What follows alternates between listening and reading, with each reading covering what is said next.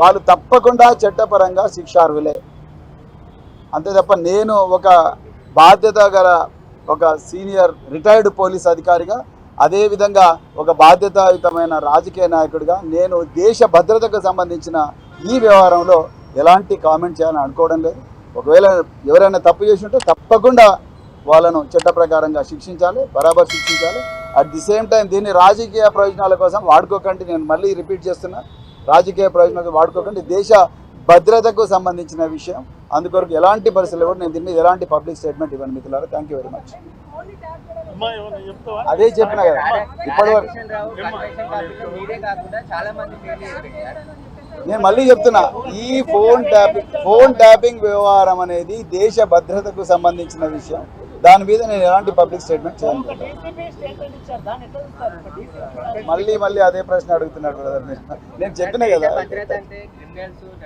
వాళ్ళకి సంబంధించింది. మీరు ఒక రిటైర్డ్ పోలీస్ అంటే పోలీస్ పదవికి రాజీనామా చేసి వచ్చి ప్రజలకు సేవ చేయడానికి వచ్చారు. మీ ఫోన్ కూడా ట్యాపింగ్ చేశారు. అంటే ఇక్కడ ఎంత చూడాలంటే సార్, దేశ భద్రత అంటున్నారు, కానీ ఇక్కడ ప్రజాప్రతినిధులు ఈ విషయం పోలీసు వాళ్ళు ఇన్వెస్టిగేట్ చేస్తున్నారు. ఆ విషయం వాళ్ళకే వదిలేస్తాను నేను. కానీ దీని మీద నేను ఎలాంటి కామెంట్ కూడా చేయను. ఫోటో చూడండి మిత్రులారా ఒక్కసారి. ఒక అమాయకుడు, మృదు స్వభావి, పేద ప్రజల కోసం నిరంతరం పనిచేసిన వ్యక్తి, 52 సంవత్సరాలు ఉన్న వ్యక్తి, లక్ష్మీపల్లిలో గత 4 రోజుల క్రితం చిన్నంబావి మండలం ఘోరంగా హత్యకు గురైన వ్యక్తి. ఆ శ్రీధర్ రెడ్డి గారి నాన్నగారు శేఖర్ రెడ్డి గారు, బొడ్డు శేఖర్ రెడ్డి గారు కూడా ఇవాళ డీజీపీ గారి దగ్గరకు వచ్చారు. వారు డీజీపీ గారితో తన బాధంతా కూడా వెల్లబుచ్చుకున్నారు. మిత్రులారా మీరు గమనించాలి, తెలంగాణ ప్రజలు కూడా గమనించాలి. హత్య జరిగి 4 రోజులైతుంది ఇప్పటి వరకు. హత్య జరిగిన రోజు ఉదయం శేఖర్ రెడ్డి గారు తన కొడుకు పోయిన దుఃఖంలో ఆయన పోలీసు వాళ్లకు కంప్లైంట్ ఇవ్వడం జరిగింది. ఏమని, నా కొడుకు మీద ఎలాంటి కేసులు లేవు, ఎలాంటి గ్రామంలో కక్షలు కార్పణ్యాలు లేవు, ఎలాంటి విద్వేషాలు లేవు, నా కొడుకు నిద్రపోతుంటే గొడ్డలతో నరికి చంపారు, నా కొడుకు హత్యకు కారణం జూపల్లి కృష్ణారావు మినిస్టర్ ఎక్సైజ్ వాళ్ళ మనుషులే అని చెప్పి కంప్లైంట్ ఇచ్చారు.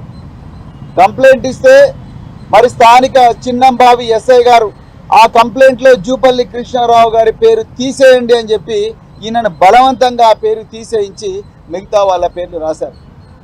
ఆ ఎఫ్ఐఆర్ రిజిస్టర్ అయింది.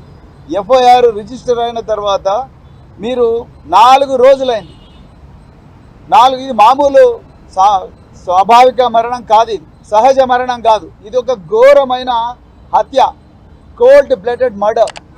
సో ఈ హత్యలో 4 రోజులైన పోలీసులు మంత్రి జూపల్లి కృష్ణారావును కానీ వాళ్ళ అనుచరులను కానీ, లేకపోతే ఈ ఎఫ్ఐఆర్లో ఉన్న ప్రధాన నిందితుడు కృష్ణప్రసాద్, అదేవిధంగా 2వ ప్రధాన నిందితుడు మహేష్, మరి ఇతర అనుచరులు ఎవరైతే ఉన్నారో వాళ్ళను ఒక్కరిని కూడా పోలీస్ స్టేషన్కు పిలిపించి ప్రశ్నించిన దాఖలాలు లేవు. మేము ఇంటరాగేషన్ అంటలేము, ప్రశ్నించిన దాఖలాలు కూడా లేవు.